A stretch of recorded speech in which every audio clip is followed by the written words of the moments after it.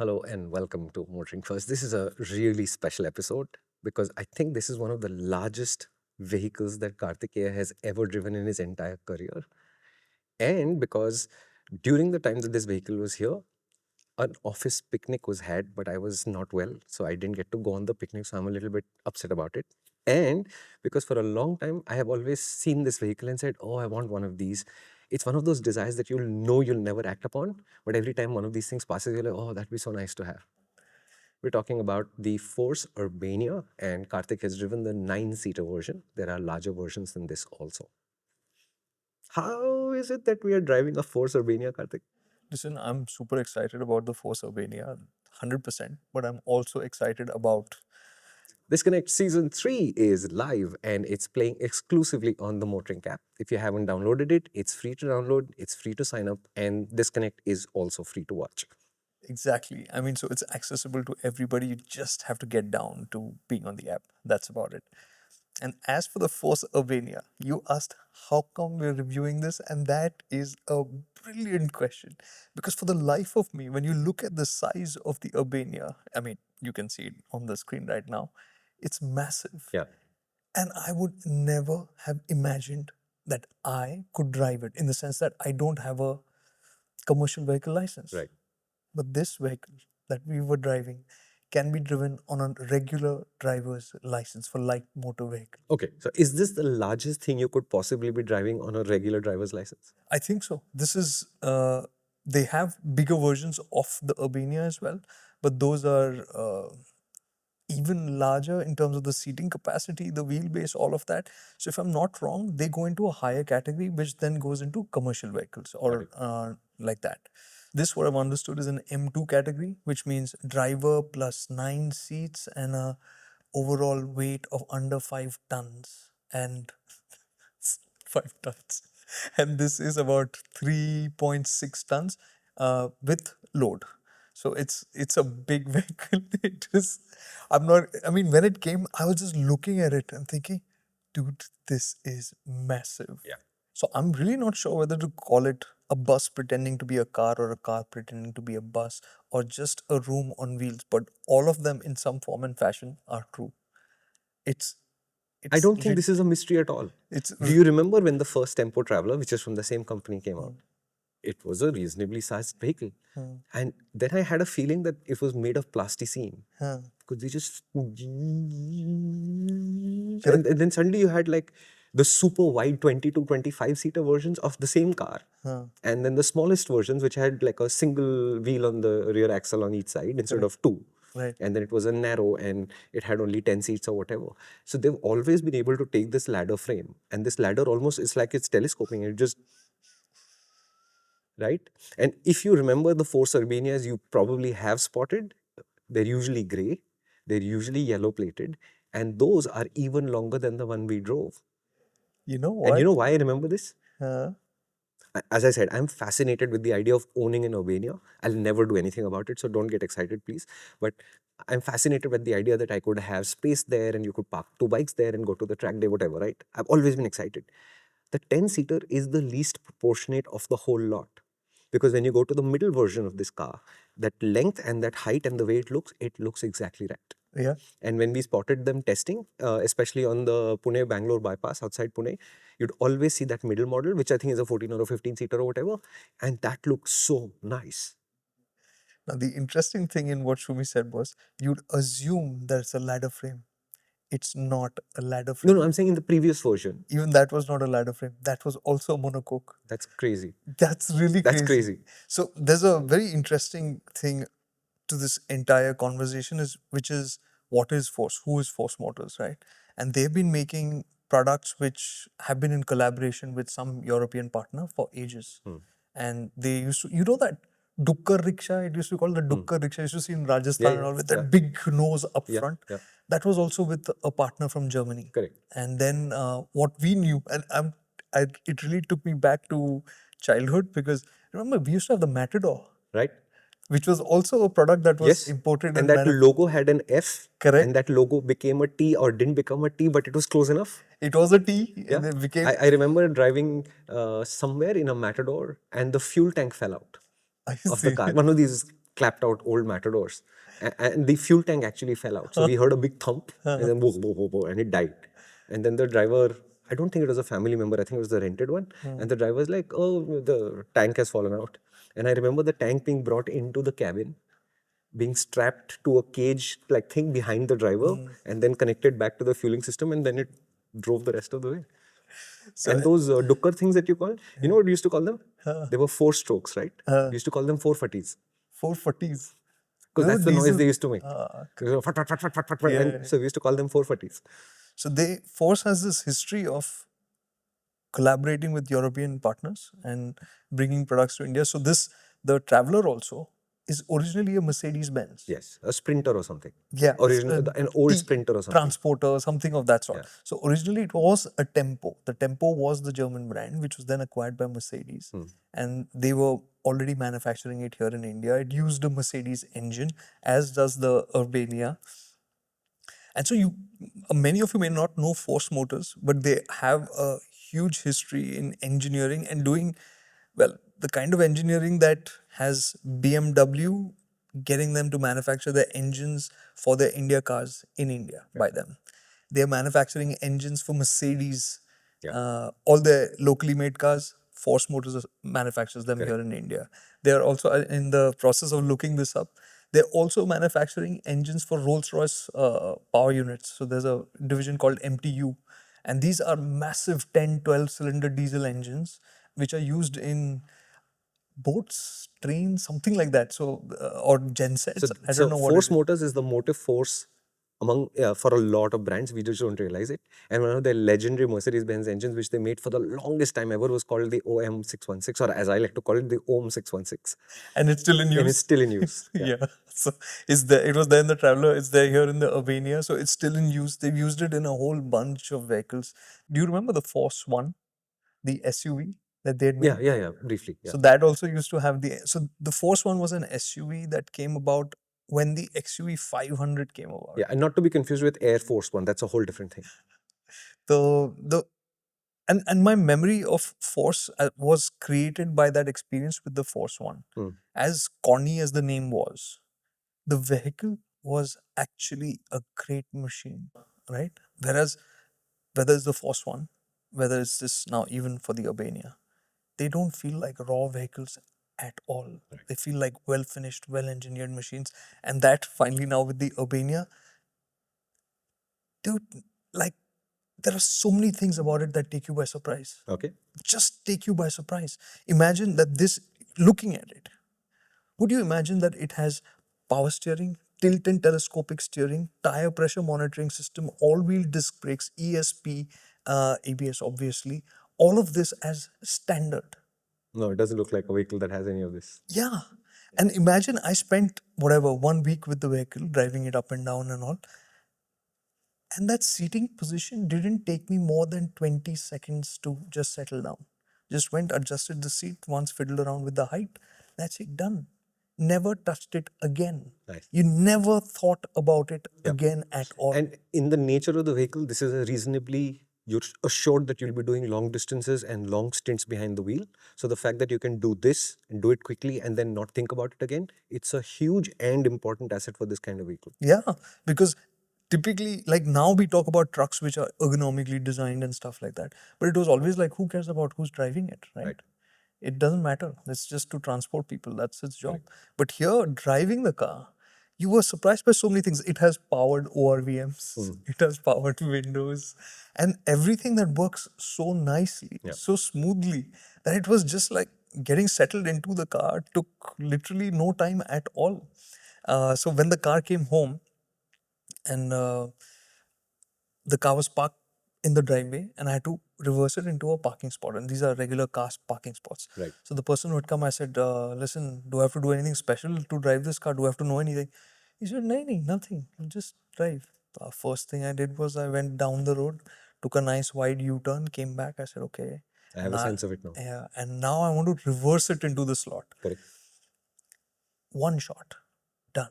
It has a reversing camera as well. It has. So everything just feels a little strange because the distances are so much. Yeah. Right? So it just feels like, okay, this is, the mirrors are large, the windscreen is large, the size is massive. So it took a little bit of time to get used to that. But once you settle down to driving, my God. Yeah, I had the same experience because when the Innova came out, I was the guy who was supposed to go get the Innova to the office. And I don't regularly drive cars, so the challenge is bigger for me. I don't consider myself unskilled, but I know that I'm rustiest when it comes to driving in most situations. So when I saw the Innova for the first time, I said, oh, large car. And this is from Malad to Worli, which means it's chock-a-block traffic all the way through. And it took me about 5 minutes to realize that the fact that the Innova sides are straight and it's effectively like a box makes it so much simpler to navigate with. Yeah. Right? So in the case of the Traveler, imagine if the Traveler side sloped out. Yeah. Then your space management would be more challenging. But because it's slab-sided as it were, it's a huge asset. And if you think about it, all the vans of this class globally are slab-sided. Correct. And it's for this reason. When you make a car this kind of large, you don't want to have a fancy shape on the outside because then managing those extrusions would be more of a challenge. And if it's not extruded, it's very easy to learn. So it's, I mean, a space, the design, the manufacturing, all of that gets simplified. But the advantage of the square shape, of course, is being able to size it up so easily. So easily. So I parked it and I was like, okay, this is not bad. And I parked it and stopped. And I looked at him, the person who had come to drop off the car. And he said, you can go back a bit more. So that was all the adjustment that was required to get used to its size. And after that, there have been more than a couple of times where I've had to reverse it around the office parking and all. Right. Nothing. Straight. In one shot, you'll get exactly where you want to place the car. And with, of course, the camera and everything. But works. I think the longest car you've parked in that parking slot in your building so far was the Hilux, which stuck out quite a Yeah. bit. Did this stick out more than that? This couldn't even go over there. That is Oh, you had under to the switch parking slots entirely. I couldn't park it under the building because, oh yeah, okay. So let's talk about the dimensions. This thing's wheelbase is 3.5 meters. And that's the shortest wheelbase for the Urbania. Correct. Its overall length is 5.5 meters, which is okay, fine. Like that's, I think the Hilux is near about there. Yeah, and if you were to buy a house that size in Mumbai, expect to pay about 3.5 crores. Yeah. And the height, the thing is the height. Yeah. It is 2.5 meters tall. And to put that in perspective, because how much is 2.5 meters? A Mercedes GLS is 1.8 meters. So when you're sitting in this car, you're looking down at the sunroof of the GLS. You're not looking at the car at all. More interestingly, when you walk up into this car, even a 6-footer can stand inside. Stand. Ooh, You don't have to nice. bend down. It is that tall. So it couldn't go into the basement, the under the building parking because it didn't have enough. There was not enough clearance for that at all. So it was parked outside, and that was the one thing that I had to keep in mind. I had to remind myself at times, like we'd gone to drive it on this slightly narrow, slightly windy road, and over there are trees growing over the road, right? Right. And there are branches coming out. So every now and then you'd hit one of those low-hanging branches, like the just the leaves and stuff. But at points you had to look out for, like, where a tree is, like, let's say, fallen over a little bit, and you'd be like, I want to keep a distance from that. So you don't get like a cage that you can put on the roof like you do for an average motorcycle in India today, so that What a addition it would be, no? So the height is something that most of the days you will not think about. But even when I was thinking of driving it around Pune, right, I had to think that, will it go under the Khadki?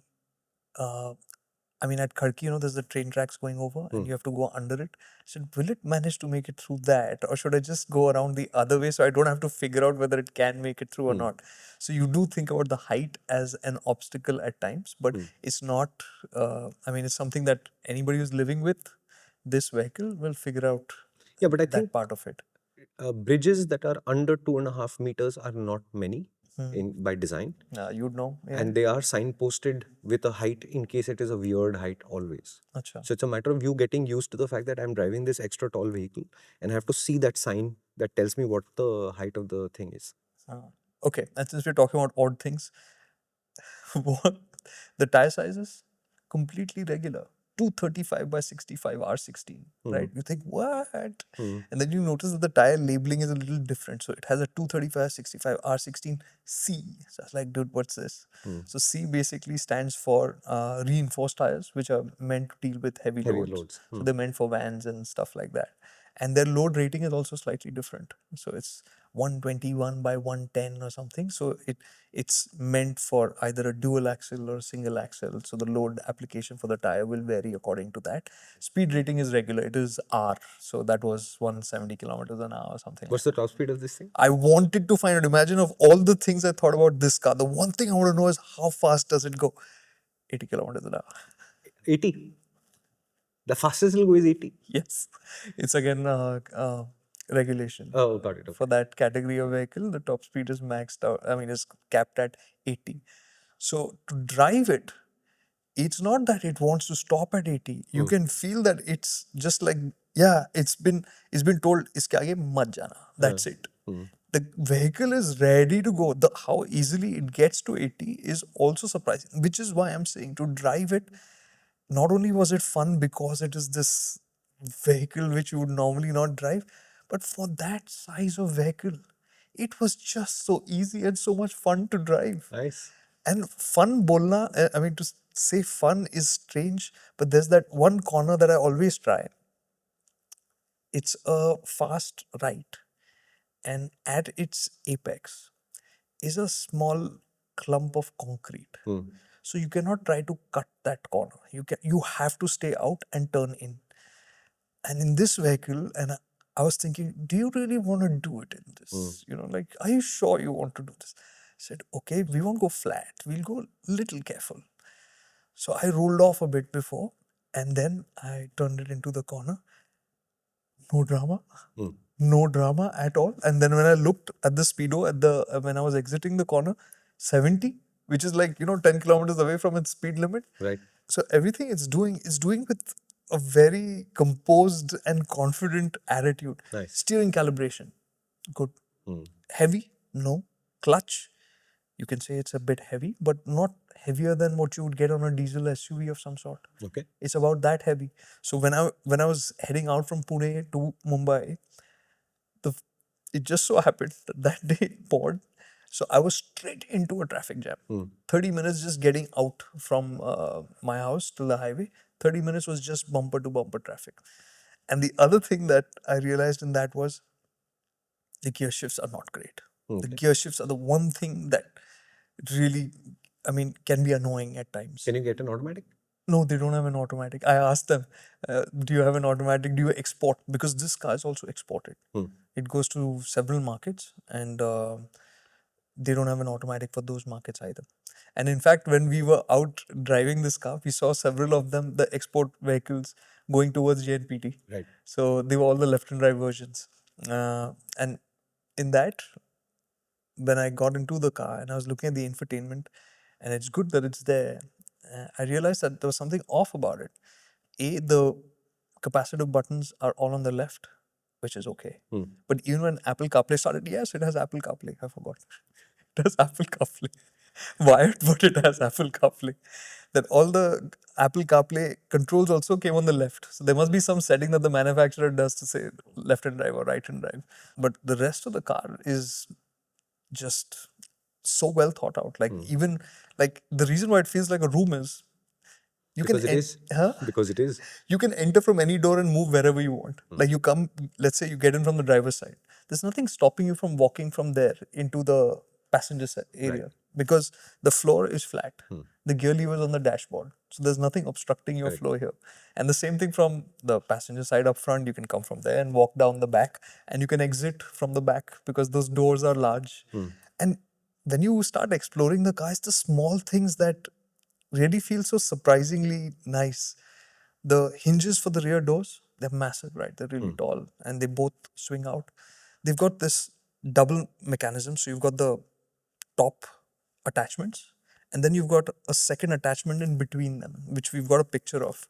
So what that does is that the load is being carried by those two pins that are on top, but the inner arm has a eccentric. It's an eccentric arm basically. So when you start opening the door, it also adjusts the angle of the door. Oh, nice. Right? So it always opens in a given way instead of it just being one welded plate, right? Which will just open it. Now you'll think that's unnecessary because if the door has to open just straight out, what's the need for all this? But then you realize that in one of those hinges, there's a second latch inside. And when you pull that latch, The door stays where it is no, the door now can swing all the way out to the sides. and become flat against the body on the other Flat side. against the body, right? So imagine, like, let's say, dream scenario. You want to load your bikes and you have a loading bay area, like at the Chennai track, you have the platform, right? The doors otherwise would get in the way. Right. Here now you fold them out, you reverse the vehicle all the way Nice. to the ramp. Like Very that. cool. So, Very cool. so really small details like that. So you see that. And it's these details that make a van a proper van. Yeah. If a van does not have this kind of thought put into it, it's pretending to be a van. It gets close to the idea of a van, but it's not a van. And like the seating, the vehicle we got was the front row plus 3 rows. Now you have the rails at the bottom on which the seats are mounted. Now you could remove a set of seats because the one shortcoming in this car is you have no boot space. Right. There is no boot as such. Whatever luggage has to go goes under the last row of seats or in between the seats or whatever. But you have the flexibility of removing a row of seats. They're just, from what we saw, is just 2 sets of bolts. And then if you want, you can even slide the front row further back and stuff like that. You can adjust like that. So Vistara or Indigo, both configurations are possible. So you can do that. You can even go full business class. So even the folks from Force were saying that, there are people who customize this. If you want to make this into a complete luxury van. And there was one of our colleagues, Vivek, he was showing me that somebody has a rental company in Pune and they are doing exactly this. They're taking the Urbanias, customizing them and turning them into like business class lounges, like with those full recliner seats and everything like that. And I can see why that would work because this is the one element in the entire experience that feels slightly basic. Because the seats themselves are those regular bus style seats which feel a bit narrow. Right. They don't really feel as special as the rest of the vehicle in And terms you of think how it's driving. So sorry to interrupt you, but No. if Force were to consider creating a more luxurious version of the Traveler, of the Urbania, you think that would be a thing that they should pursue? I mean, they are saying that they have partners through which they can get it done. Or you can get it done through whoever you want. But they do have partners, they're not doing it in-house. Got it. So they are providing that option. But I do think with this kind of a vehicle, there will be families, like imagine this as a 6-7 seater for people traveling. It'll be such a happy tool. Like when I was driving it around and I was alone at that time, I was driving from Pune to Mumbai and I was just looking back thinking, man, this thing needs to be filled with people and you need to be going somewhere. It just has that vibe. And NVH levels inside? Awesome. There is one weakness and that's the sliding door. Because of the sliding door mechanism, that's the only place from which sound is leaking in clearly. Like you can feel that the left hand side has more sound coming in. Okay. Other than that, is it a quiet cabin? No, it's not. That also can be better to make it feel more premium. And I think these are the kind of things that a customizer would do. Add carpeting on the floors and whatever to increase the sound dampening and stuff like that. But is it uncomfortable? I'm just trying to get the picture of that idea of saying, if I were to make this a luxurious car, do I just need to add like better seats and a screen? No, you will have to do something with the sound insulation as well. Because I don't remember driving or getting driven around in Gurkhas and Travelers thinking, wow, what a nice quiet cabin. No, not this. But like poking around, the rear wheel arch, it has fabric cladding to reduce, sounds from the pebbles and stuff like that, to just soften that out at least. That is something you don't even see in cars at times, right? Very few cars you will see that kind of a cladding. But they have that in the rear wheel arch over there, some of the spaces there on the metalwork. So the conclusion I am reaching, Karthik, correct me if I'm wrong, is that if I were to be in the fringe element case where I want to consider buying one because I have a large family and I travel around with them, buying one is a start of a process. And then you'll have to take 3-4 extra steps before it becomes like a routinely luxurious, comfortable, quiet cabin. As of now, what we're discussing, that this is a quirky and fun experience. But if you were serious about using this for your family, you would 100% want to put in a bit more effort and money into it to turn it into something that you will not, most people are not going to drive this themselves. But even to be driven around in, you'd want it to feel more car-like and more special, and you will spend a bit more for that. Got it. Right? It won't be just a question of removing a third row of seats. You will want to do more with it. Got it. And what's the price as is? 32 lakhs, which is, yeah, which is about as much as a high cross, Yeah. if you think about it. Yeah. So And this is actually high. this is really high. And a couple of things, like another thing that surprised me, you're talking about comfort, right? The air conditioning, super powerful. And we've had issues with cars, right? In terms of cooling Much smaller and stuff. cabins having many more issues cooling the cabin. This car also gets tinted windows. And I was like, man, this is feeling really nice. So I rolled down the window and I was looking at the edge. Yeah, it's got a factory tint, right? It'll be legal and everything, but yeah, it's there by default. So it's those details that just you look at and you say that, man, this is nicely done. They haven't like cut corners on saying that just because it's Commercial vehicle, commercial, so yeah, we can wing it a little correct. bit. It's like the difference between the Isuzu D-Max and the Isuzu S-Cab. Yeah, Right? And when they're approaching you, they look roughly the same. But when they park next to you, you look inside the cabin, you look at the S-Cab and say, I get it. Yeah. So those are the things that made it feel really. I respected the car because of it, and to say, and as much as I enjoyed driving it, I was telling Shumi this the day after I finished everything and I had to go back to Pune that day. I ended up driving the car for almost 7-8 hours, almost at a stretch, because we were out shooting something. Then I had to drive it back up to Pune, and somebody, Akhil on Circles, spotted it very well because I had posted this picture of being stuck in the tunnel because of a jam, and he's like, that looks like a very big vehicle that you're in, right? Yeah. And I tried to keep the Urbania out of the picture. So it was that I was in the Urbania and I was stuck in that jam. So I had been on the road for about 8 hours. I got home not thinking twice about it, but that night I wanted to sleep early, right? It's a combination of paying more attention. I think it's a combination of the sound as well. And as much as in that traffic, when I was stuck in the jam, then getting out of Pune, the clutch, yes, it's a bit heavy. The size is a lot. But does that bother you directly? No, it No, doesn't. I'm coming at it from another angle. I'm saying that, let's say that I was part of, like your family was in Khopoli when you were growing up, where there were a bunch of brothers there for their wives and kids, and this is a largish group. Then you would say, hey, buying a 10-seater makes sense. Yeah. It may not be a primary vehicle, but we do go to Nagpur every year like your family used to do, and it's perfect. It's got the space, it's got the ability to accommodate this function. But the way the car is sold today, you'd have to ask Force to go into their vendor network to turn it into that car. Correct. Whereas to me, this will remain a fringe car because this is not standard equipment. Like imagine the 10-seater, which can be registered privately, has more family-oriented seating, has more noise deadening, has an automatic option where you assume that maybe 30% of these guys who will buy these cars will drive themselves and 70% will get a driver. But I have the automatic option. And then you start turning this car into what feels like a large, luxurious van that approaches luxury at more or less the same level that the Innova does, which by all standards is not a super luxurious car. Correct. Right? If you put an Innova and what is it, Carnival next to it, then you see how the step up in luxury happens. We say we don't have to have the Carnival level, but can we get to the Innova level or Invicto level if you want? But can we get there? Then it becomes a viable thing saying, oh, I am spending 35 lakh rupees on a car, or it goes up from 32 to, let's call it 37 lakh rupees.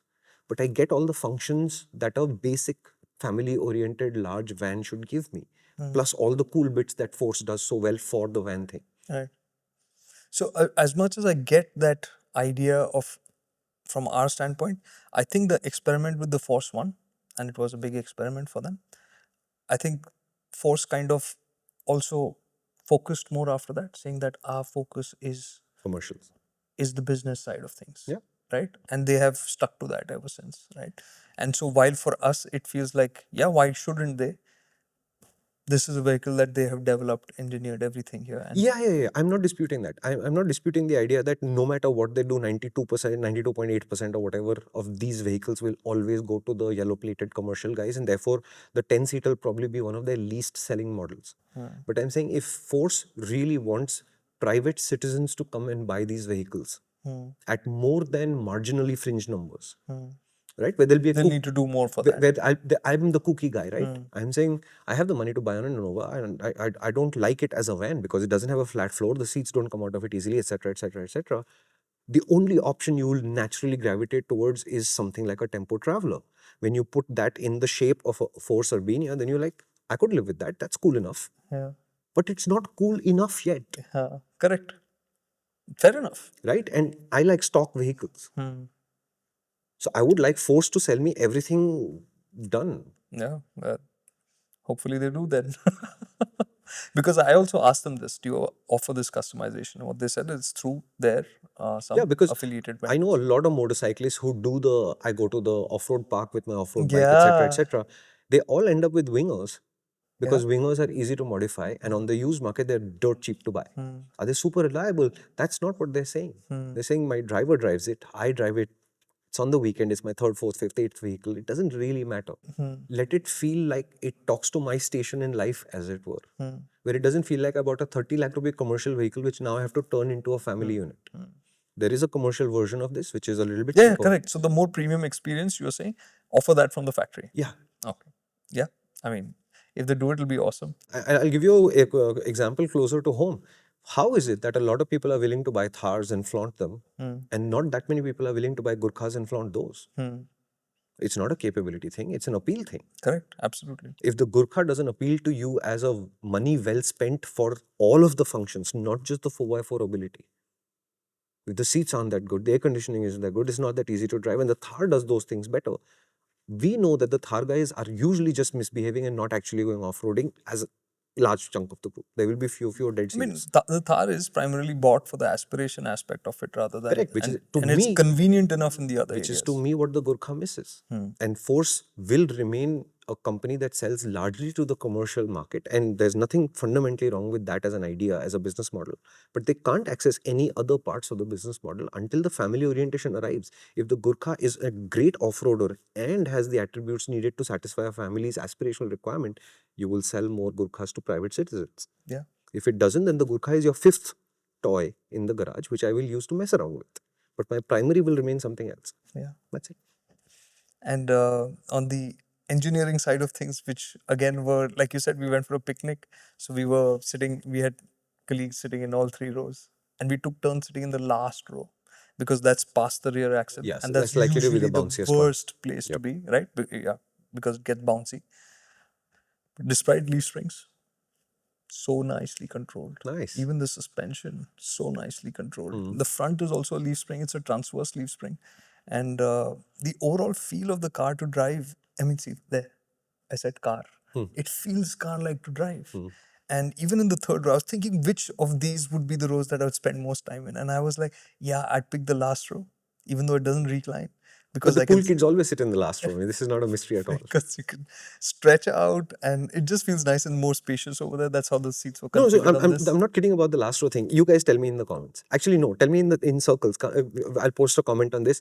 I think that logically sitting between the axles of a large vehicle is the best place to sit because the absorption is the maximum. Yeah. But the cool kids are never sitting between the two axles.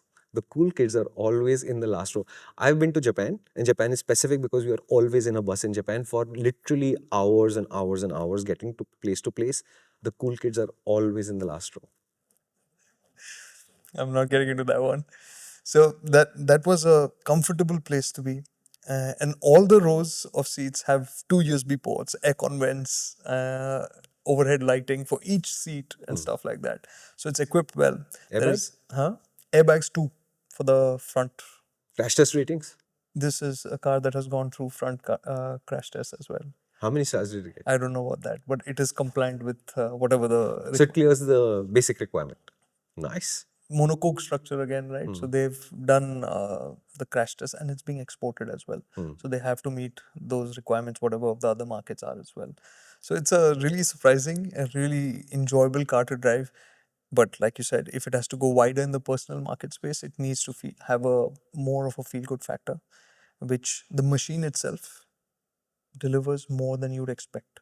So what you're saying is solid fundamentals. Yes. But the top layer, the creamy layer, the aspirational layer, it is a little bit weak. It can be worked on, but that adds to the price that you'd buy it at, which at 32 lakh rupees is honestly not a lot of money for a car this size. And what was I going to say? There's how fuel efficiency. Can you imagine that on the expressway I was getting about 14, 15, something like that? In the city, it's single digits, but it was still not like pathetic in the city or something. Yeah, it Not was. two. Yeah, nothing like that. It was, I think, I'm thinking, was it 8 or 9? It was like, in that zone. So when I got it, I was like, man, I don't know what this thing is. This thing's going to guzzle, right? And it was a 70-liter tank.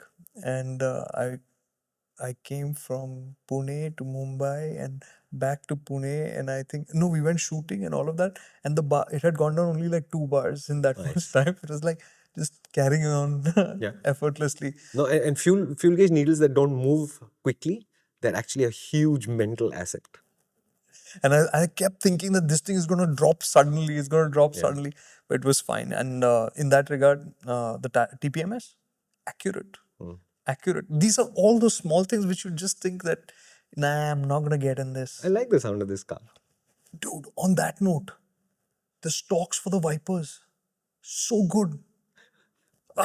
Listen, it's in that same thought. Like, you sit in a car like this and you're going to go, cut, Nice. plush, soft movement, Vipers working cleanly, no key, no sound of the motor, nothing.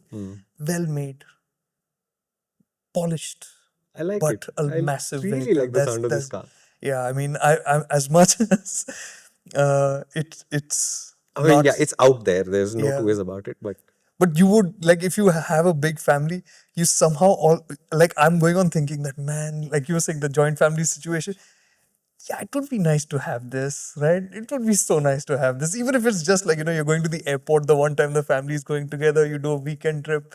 Okay, let's get in and go. Yeah. It'll be fun. Yeah. Does it have a space saver or an actual spare? Oh, dude. That's the one thing I didn't check. What was the scene with the tire? Was it? The tires are tubeless, that I know. Yeah. But there has to be a spare wheel, must be under the body. I'll check my pictures and I'll post it in the comments. I have some pictures of that. Does it have a sunroof edition? Sunroof? No, it doesn't. I'll tell you why. The Also, roof is so high. I will tell you in a minute why it does not have a sunroof. A panoramic sunroof edition, maybe? If you go too close to a tree, then you'll get a panoramic version. The reason why the Force Urbania does not have a sunroof is because you are not tall enough to get through it. It's massive. Not to mention that going through your sunroof is a terrible idea. Actually, I'm really happy you had a good time driving this thing. I did. I mean, I was laughing so much and I was constantly being surprised by it.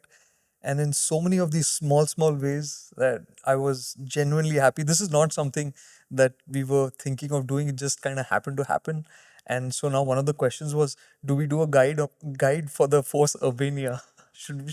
It's an interesting thought. Okay, the reason why this is kooky is because guides were designed to collect all the information that we thought was important about a vehicle in one place, right? And it's focused hardcore on helping you make a decision, right?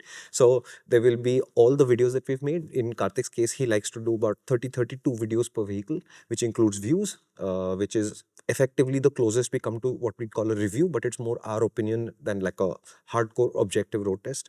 A balance story, which is how does it sit against its rivals. Then the FAQs, which usually there's about 25 per car, which look at the car from various, so it's a pretty detailed document, on top of which we write our stuff on it, which is what do you need to watch out for, what are the important considerations, etc., etc. That ends with the rivals, that ends with the price, then you have the ask an expert button there. So a guide is a very comprehensive part of the app. If you'd like to check it out, some of the guides are members only, a lot of the guides are free. You will be able to do this without having to pay us any money for it. But that to me is the most comprehensive document we make. Yeah. Now, when you take the Force Urbania and put it into that situation, it suddenly makes us having like, how do you approach this? This is so a fringe Who is of its a rival? yeah, so this is so fringe of a fringe that the best case scenario is a one-on-one conversation, which would be an ask an expert button. You click it and you say, I'm considering a Force Urbania, what should I know about? But how do you make a guide for a vehicle this large? I have no How do idea. you make a guide for a vehicle this far out? I mean, think about it. To me, the challenge is the same. Let's say that Hindustan Motors were to be revived, and this time their primary product was a T-72 tank without the weaponization. We'd be in the exact same boat. We love It's driving it. actually the Yeah, same place. we love driving it. It is so cute. It is so kooky and quirky in so many ways, and they do so many cool things because it's a military spec vehicle and all of that. How do you make a guide for that?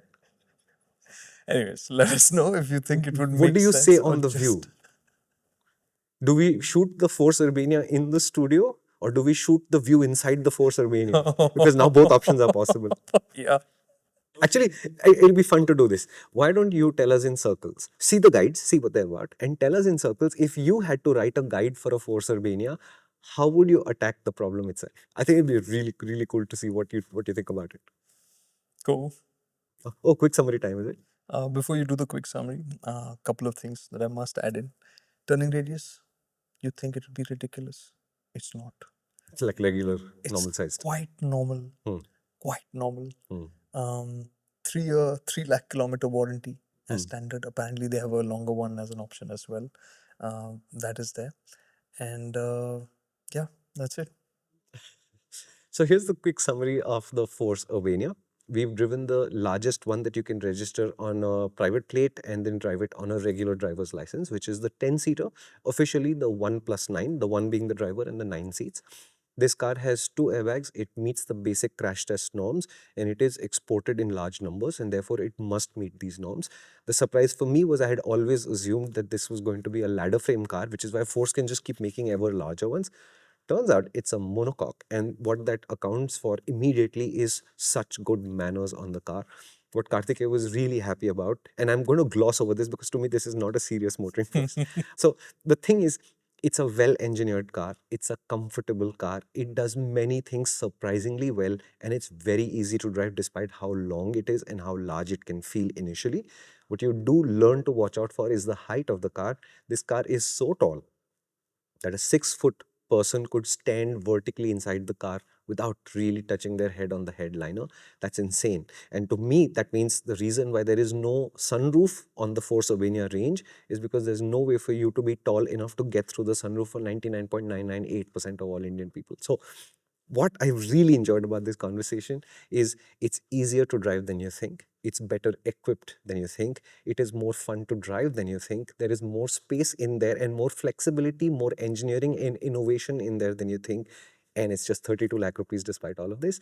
And if you think that, oh, the cabin could have been a little bit quieter, yes, it could. The seats could have been a little bit less bus-like. Yeah, sure.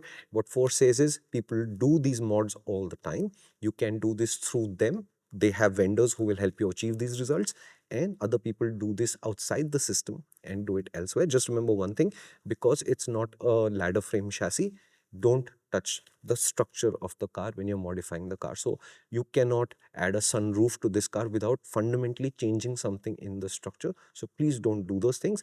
But apart from that, could you take this 10-seater and turn it into a really cool and luxurious 7-seater?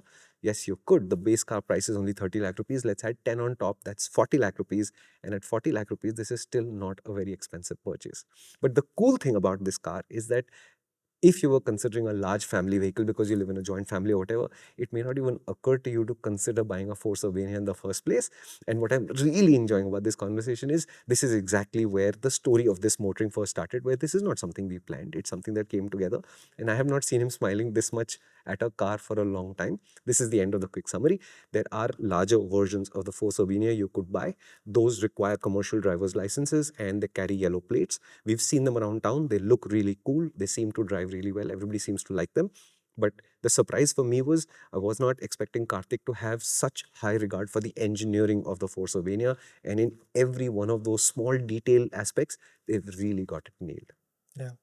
But what I also want to highlight, this is the end of the quick summary. What I also want to highlight is over the years, we've all tested slightly kooky and quirky vehicles, vehicles that don't fit into the normal scheme of things. And therefore, a large chunk of the population will not think of them as a natural part of the purchase process. But it is so good to drive those vehicles, right? Absolutely. They can be hard to recommend. I'm not saying that they are ignored or they are in a position where more people should consider them, but I think more people should experience them for sure. Yeah. right? My Gurkha experience did not say that at that point of time, this company was making amazingly engineered vehicles. But it was a very capable vehicle. There was no escaping that conclusion. It was a very kooky vehicle, and there was no escaping that conclusion either.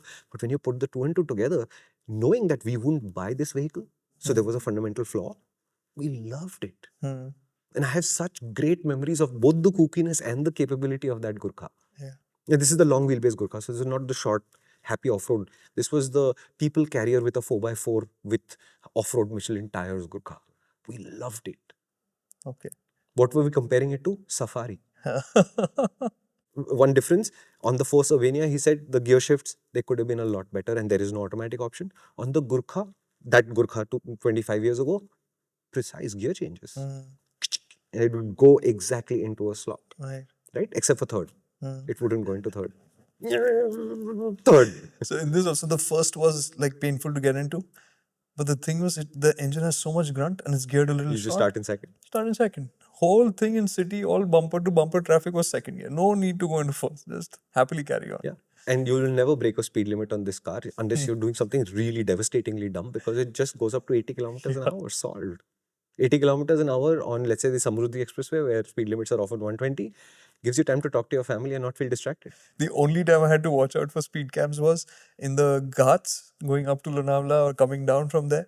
Was in the Ghats, the speed limit is 60. That's the only place then you had to think like, oh wait, no, you have to slow down for this one. Everywhere else you could just carry on at the pace you're at. No stress. Yeah.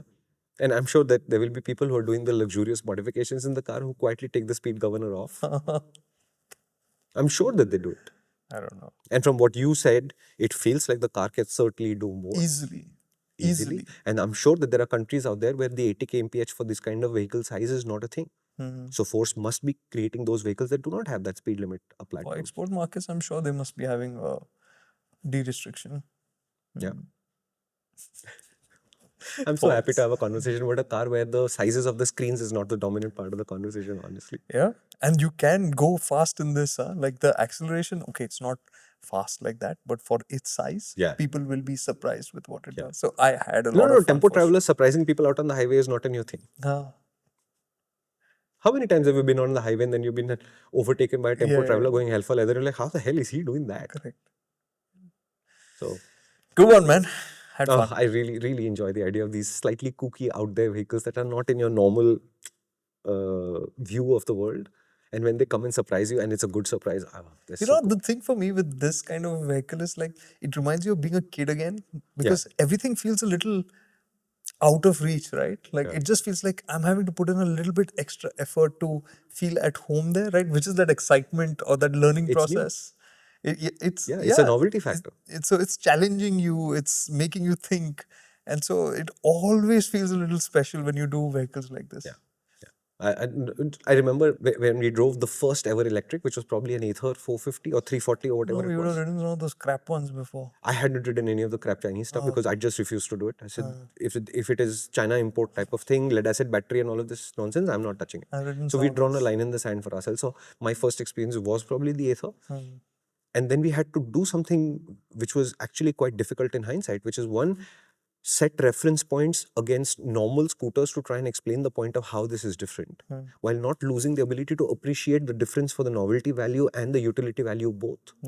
To have that childlike excitement, balance it against the fact that I am a road tester and somebody will make a money decision based on what I'm saying. So I can't get too carried away, because it's easy to drive your first electric and say, bro, this makes ICE look like it's redundant. It can be your first impression. That may not be the lasting impression. No. Right? So I love kooky, quirky vehicles, and I know that they're hard to recommend, etc. But just to understand where the bookends are at, I think if you find one of these really out there kooky things and you can have a chance to drive it, experience it, I think you should. You should ask Force if they have any of the historical vehicles like the Matador or maybe the Dukkar rickshaw or whatever it's. I mean, I've forgotten the name. It's the name was based off the city from Germany. It was starting with H. Anyways, so whatever. So if you know the name, leave us a comment. They have those, man, driving some of those around would be like a complete trip. Because those I've only seen as kids, as a kid, seen them. I don't think I've even sat in one of them, but that would be insane. Yeah, done. Okay, so before we sign off, I'd just like to remind you that the MotorInc app is free to download. And if you haven't tried it out, you should. The most interesting thing I would tell you to do is not the content. The content is good. We believe you're doing good work, but it's Circles. If you go to Circles, create a username account, you'll find the world's most hospitable, warm, and intelligent social network. I know it sounds like I'm selling it. I'm more than proud of it, and I'm quite happy to sell it actually. So, however you consider it, I'm telling you the truth. The people on that platform, how much they'd like to help, and how politely they tell you off when you've made a mistake or they don't agree with you. It's awesome. And on the subject of not agreeing with you, check the app. If episode 3 of season 3 of Disconnect is out, it will be free to watch. And we are discussing the power of disagreeing and how to disagree with people. Happens to fit into place. But that's what I'm saying. That app is full of activity. On Circles, we see your perspective and stuff, and we absolutely love it. And for those of you who've not seen that perspective, please do try the Circles app. I think it's entertaining, it's useful, it's intelligent, and most importantly, it makes you think. And even more importantly than that, it'll make you want to go out and do stuff with your cars and bikes, which is what it's really about. It's not about the app, it's not about your phone, it's not about watching videos, it's not about watching how-tos and top 10 lists. This is not what life is about. Life happens outside, and Circles constantly reminds me of that, and I love it for it. All right. What's next for you? Now that you've driven one of these really large things, what you're driving next? We have one more surprise, like not surprise, but something we've not done in a while. So something like that also planned. Aside from that, there is the Harrier EV. I know we did go for that event that happened in at the Bodh International Circuit, but it was not much of a driving experience, so we didn't talk about it. But there will be a proper drive. So the Harrier EV is going to happen next, aside from this one other car. And then we do have the Clavis EV has been teased already, so that should be happening at some point. Um, and there is now, I think now we're going to see a little bit uptick in the pace of things. So yeah, let's see.